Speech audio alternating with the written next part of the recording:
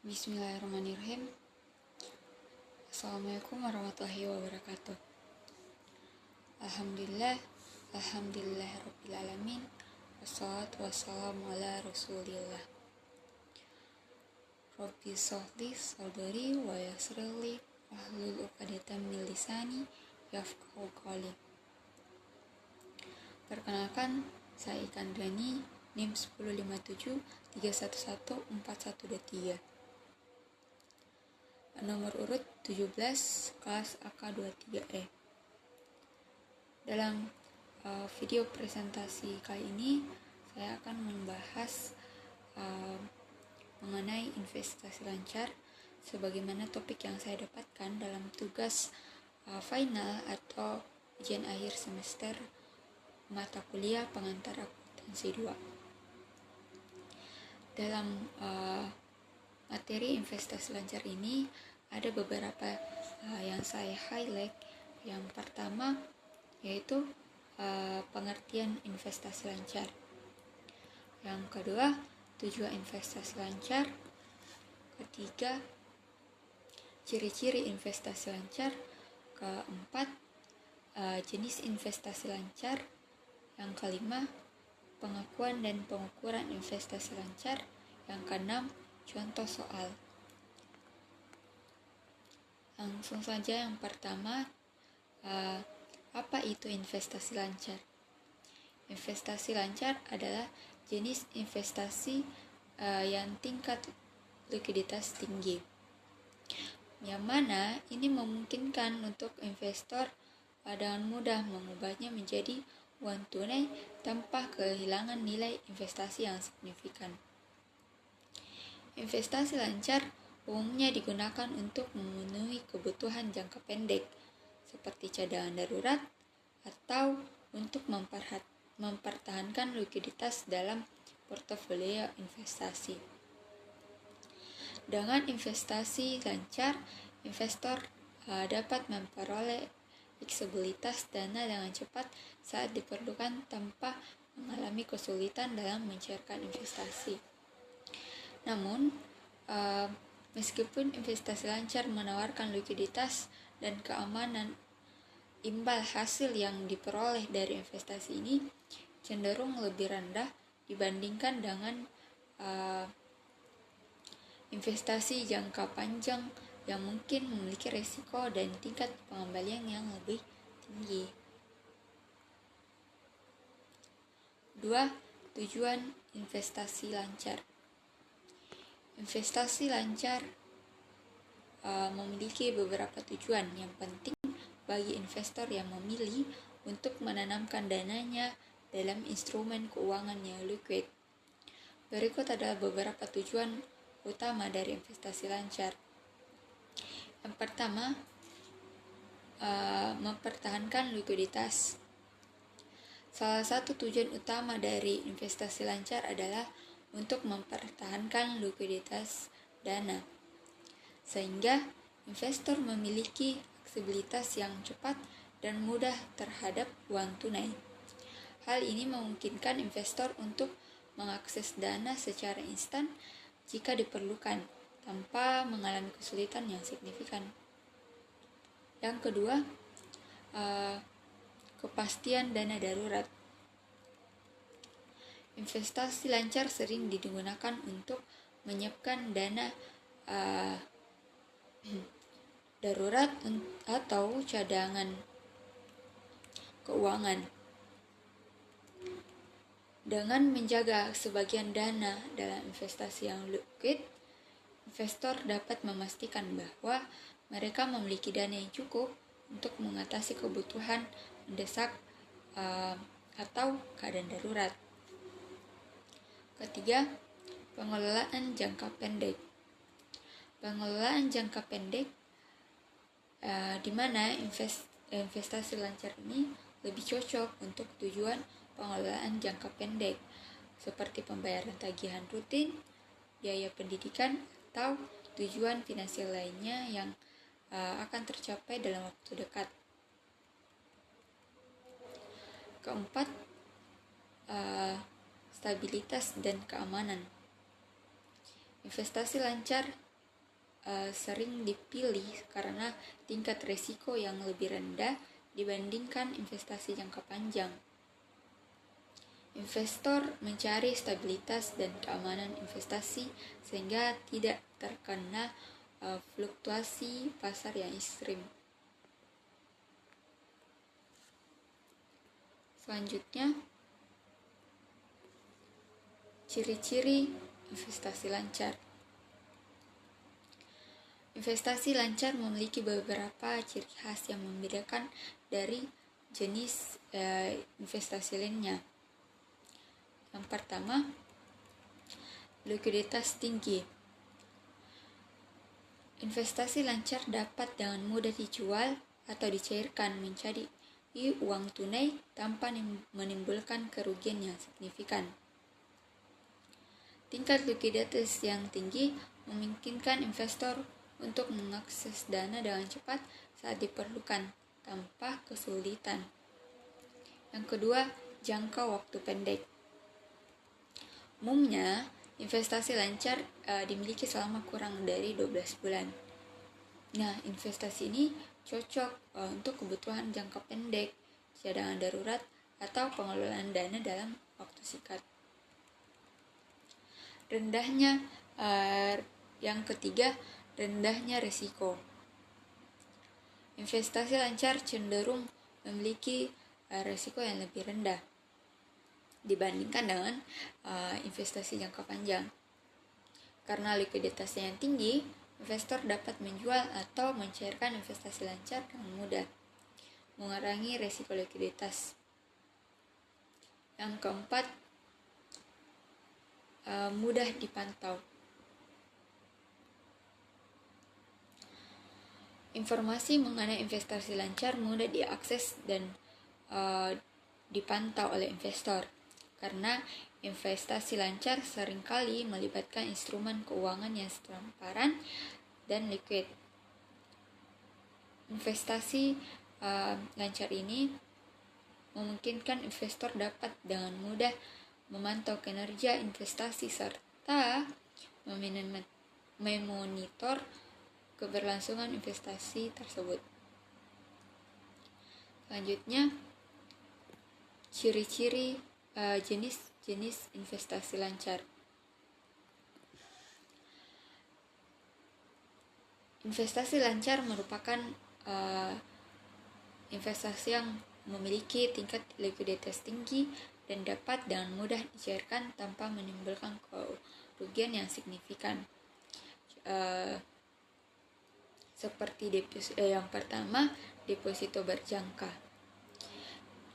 Deposito berjangka merupakan investasi lancar yang melibatkan penempatan dana pada bank dengan jangka waktu tertentu dan tingkat bunga tetap.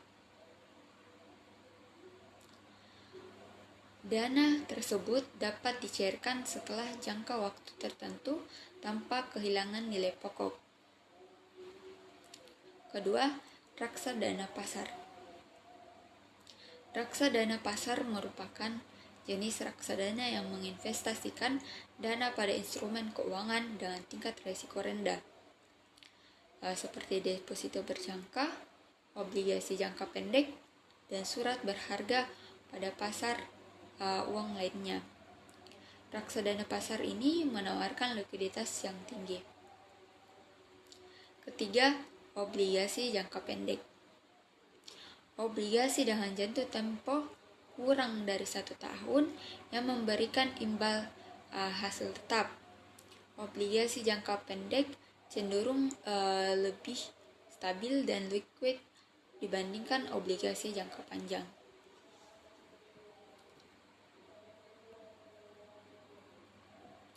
Yang keempat, simpanan berjangka. Penyimpanan dana pada bank dengan jangka waktu tertentu dan tingkat bunga yang telah disepakati. Simpanan berjangka memberikan jaminan likuiditas dan kepastian imbal hasil. Yang kelima, investasi emas.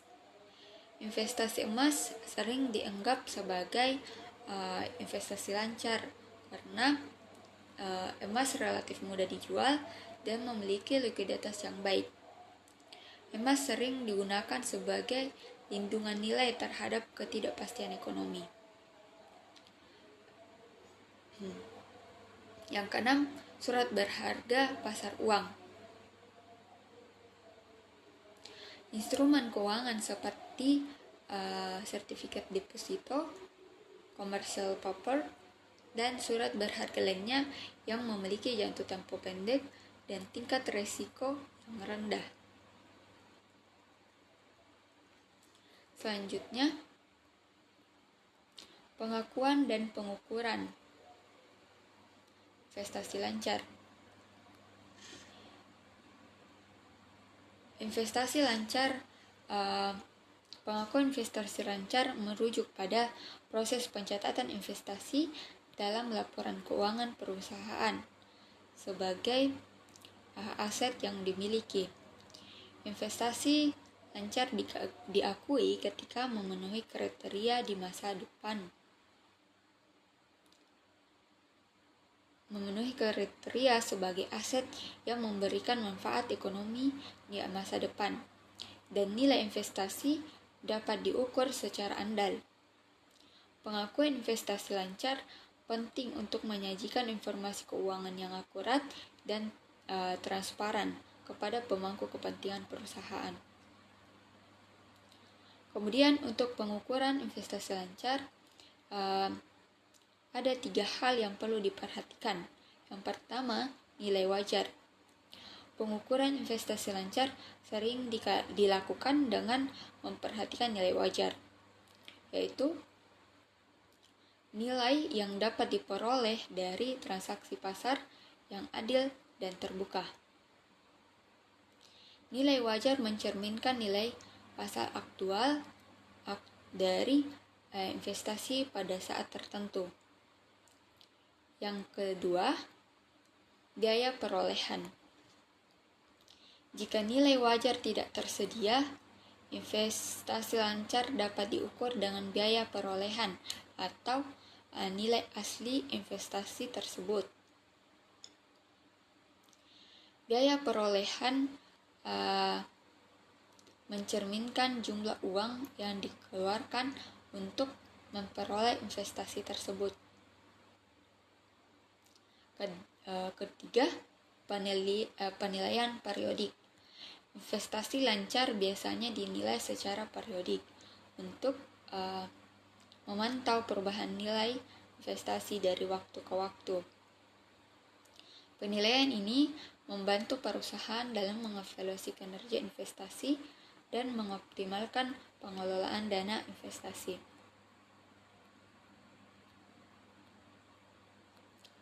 Selanjutnya,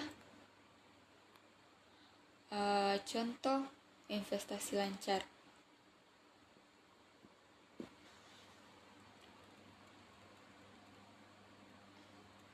Misalnya, perusahaan Wiska menginvestasikan dana sebesar 50 juta dalam deposito berjangka dengan tingkat bunga 6% per tahun selama 1 tahun. Hitunglah jumlah bunga yang akan diperoleh perusahaan Wiska setelah 1 tahun. Nah, pada jurnal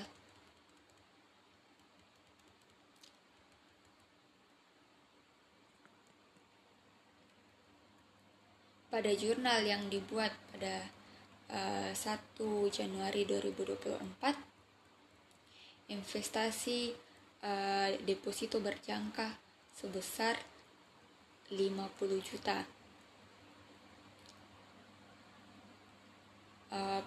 Kas 50 juta. Investasi deposito berjangka pada kas atau penempatan deposito sebesar 50 juta. Yang kedua, 31 Desember 2024. Ini setelah 1 tahun. Bunga deposito pada kas sebesar 3 juta. nilai 3 juta ini diambil dari kan pada soal gini, menginvestasikan dana sebesar 50 juta dalam deposito berjangka dengan tingkat bunga 6% per tahun.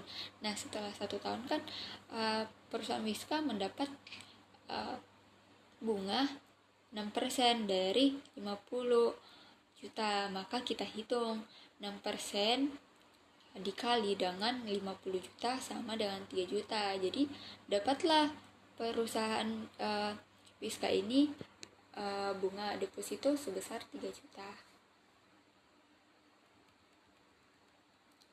Nah,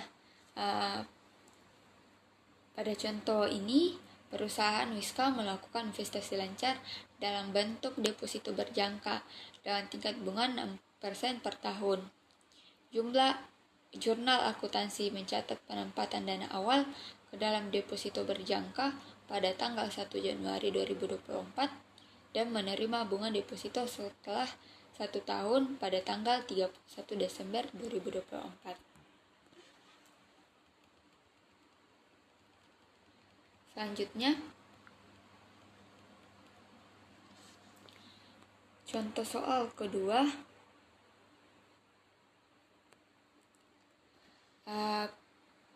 pada tanggal 1 Agustus 2023 dibeli 10 lembar obligasi PT Wiska yang nominal per lembarnya sebesar 50.000 dengan kurs 101. Obligasi ini berbunga 12% setahun dan dibayar setiap tanggal 1 Mei dan 1 November. Pada saat pembelian dibayar provisi dan materai sebesar 5.000. Nah, pada jurnal yang dibuat pada tanggal 1 Agustus 2023, surat berharga obligasi PT Wiska sebesar 510. Bagaimana perhitungannya? Perhitungannya harga perolehan obligasi sama dengan harga kurs. Harga kursnya kan di sini di soal 101 per 100 dikali dengan 500. 500-nya dari mana? Kan perusahaan Wiska membeli 10 lembar. Nah, harga per lembarnya 50, maka kita kali 10 kali 50 sama dengan 500. Maka hasilnya 505. Kemudian pada saat pembelian dibayar provisi dan materai sebesar 5.000. Maka 505 ditambah dengan 5.000 jadilah 510. Kemudian pendapatan bunga.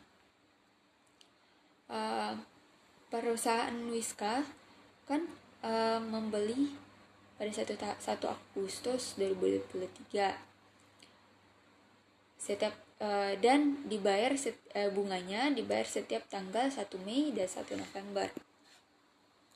Gini, dibelikan 1 Agustus. Nah, menerima bunga 1 Mei dan 1 November. Berarti sudah ada bunga yang sudah berjalan sebelumnya dari 1 Mei ke Agustus, Mei, Juni, Juli. Ada 3 bulan. Agustusnya tidak dihitung karena dihitung kan 1 Agustus. Jadi sudah ada 3 bulan bunga yang sudah berjalan. Kemudian untuk dari 1 Mei untuk penerimaan bunga berikutnya 1 Mei ke 1 November juga ada 3 bulan. Tapi penerimaan bunga dari pada tanggal 1 Mei ini masih menjadi hak dari perusahaan dari kita beli. Misalnya saya membeli obligasi dari PT Wiska. Nah, satu bunga pada 1 Mei ini masih menjadi milik PT Wiska, belum menjadi hak saya. Nanti pada tanggal 1 November baru 6 bulan itu menjadi milik saya gitu. Nah, bagaimana perhitungan bulan berjalannya? Tanggal bunga terakhir 1 Mei 2023, tanggal pembelian 1 Agustus 2023. Periode bunga berjalan kan ada 3 bulan ya.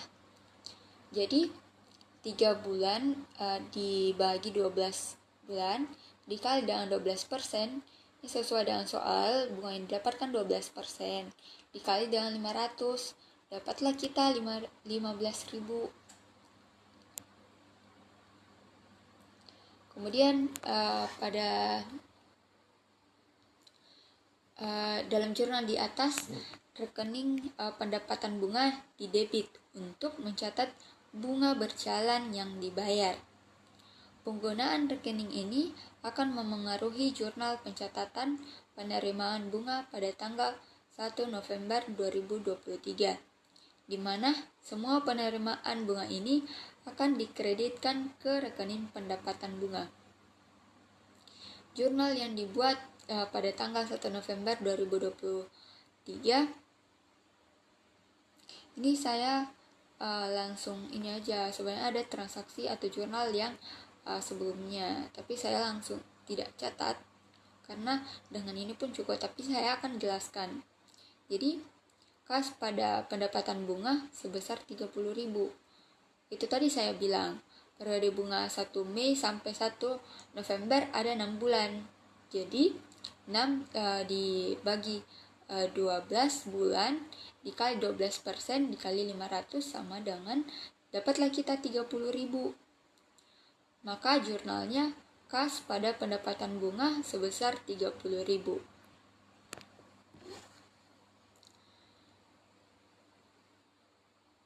Selain didebitkan dalam rekening pendapatan bunga, bunga berjalan dapat juga dicatat dengan mendebit rekening piutang pendapatan bunga. Sehingga jurnal yang dibuat untuk mencatat pembelian obligasi pada tanggal 1 Agustus 2023 yaitu surat berharga obligasi PT Wiska seberat SAR 510, piutang pendapatan bunga 15.000 dan kas 525.000. Pada tanggal penerimaan bunga 1 November 2023 jurnalnya kas sebesar 30.000, piutang pendapatan bunga 15.000, pendapatan bunga 15.000. Ini tadi saya bilang 30.000 pendapatan yang kita dapatkan 30.000 karena 6 bulan kan. Tapi pendapatan yang benar-benar real itu sebenarnya cuma 15.000. Yang kita dapatkan, yang kita punya ya 15.000. Karena kan sebelumnya menjadi yang sudah berjalan itu sudah miliknya si PT Wiska misalnya. Ya, saya membeli obligasi dari PT Wiska. Nah, yang menjadi milik saya, yang benar-benar menjadi milik saya ya cuma 15.000. Ya 15.000-nya si PT Wiska. Itu sebenarnya bisa terlihat dalam buku besar.